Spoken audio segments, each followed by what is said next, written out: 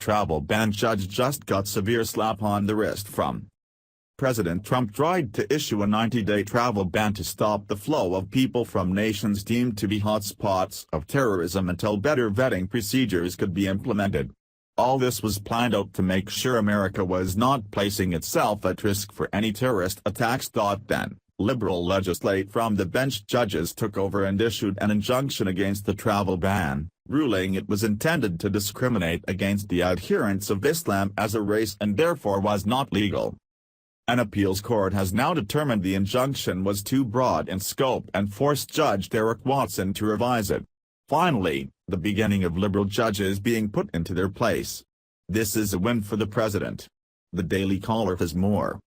A federal judge in Hawaii on Monday narrowed the scope of an injunction he issued in March, after an appeals court concluded his initial order was too broad. U.S.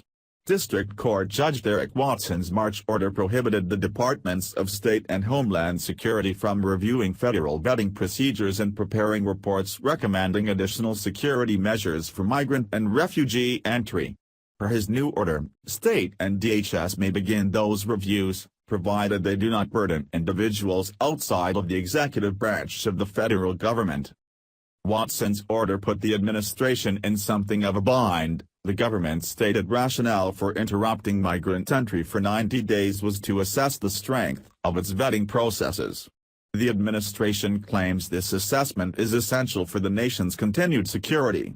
Critics charge that the government was not being forthright about the order's true objectives, as it had not yet conducted these vital policy reviews, but it was Watson's order that prohibited them from doing so in the first place. The Ninth U.S. Circuit Court of Appeals concluded that the injunction was overly broad last week.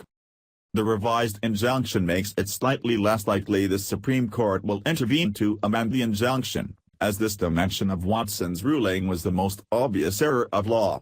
The justices could announce as soon as Thursday whether they will review lower court rulings barring the order's enforcement. Should the High Court agree to review the case, the government may now be asked about its progress on the vetting assessment and judicial proceedings, creating an additional complication for their defense of the order. Liberal judges are probably thinking that if they don't amend the original ruling to allow for reviewing and adjusting of vetting procedures, the Supreme Court will overrule them altogether, which would be a huge victory for Trump and an equally huge loss for the bleeding heart liberals. At this point, refugees coming from the countries listed by former President Obama as terrorist hotspots are just as likely to be ISIS terrorists as they are seekers of refuge from terrorism.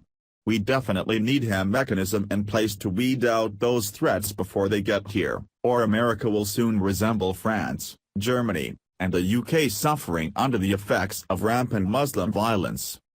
Trump is right and we need to let him do what needs to be done. Let's hope that the Supreme Court will still review this case, after seeing these circuit judges scramble to stop the president at every stop.